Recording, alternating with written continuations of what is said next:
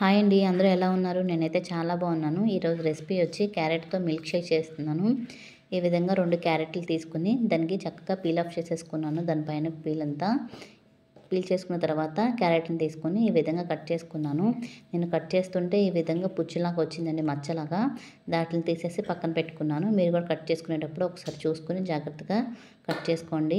ఇప్పుడు అన్నీ కూడా కల్తీయే వస్తున్నాయండి, ఏది కూడా మంచిగా రావట్లేదు. ఒకసారి చూసుకొని జాగ్రత్తగా కట్ చేసుకోండి. ఇప్పుడు కట్ చేసుకున్న వాటినన్నిటిని ఒక కుక్కర్లో వేసుకోవాలి. క్యారెట్ ముక్కలన్నిటిని ఒక కుక్కర్లో వేసుకొని 2 ఇలాచి, చిన్న దాల్చిన ముక్క వేసుకొని వాటర్ కూడా వేసుకొని 10 బాదం పలుకులు, 5, 6 జీడిపప్పులు వేసుకొని గ్యాస్ ఆన్ చేసుకోవాలి. మూత పెట్టుకొని మీడియం ఫ్లేమ్లో 3 విజిల్స్ తీయించుకోవాలండి. ప్రెషర్ అంతా పోయిన తర్వాత మనకి బాదం పలుకుల మీద ఉండే షెల్ మొత్తం తీసేసుకొని వీటిని ఒక ప్లేట్లోకి వేసుకొని చల్లారనివ్వాలి. పూర్తిగా చల్లారిపోయిన తర్వాత మాత్రమే మిక్సీ జార్లో వేసుకొని మెత్తటి పేస్ట్ లాగా వేసుకోవాలి. ఆ వాటర్ పారిపోయొద్దు. ఆ వాటర్తో పాటు మనం మిక్సీ పట్టుకోవాలన్నమాట.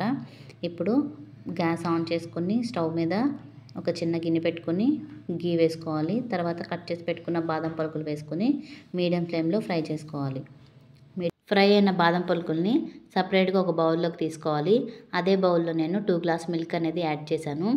ఈ మిల్క్ మనకి బాగా బాయిల్ అవ్వాలి. బాయిల్ అయ్యేంత వరకు వెయిట్ చేద్దాము.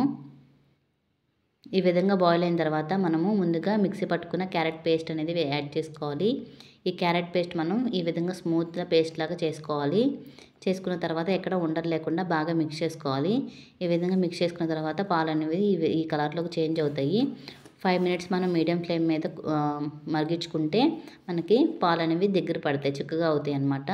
తర్వాత స్టవ్ అనేది బంద్ చేసుకొని మనం బాగా చల్లారనివ్వాలన్నమాట. బాగా కూల్ అవ్వాలి.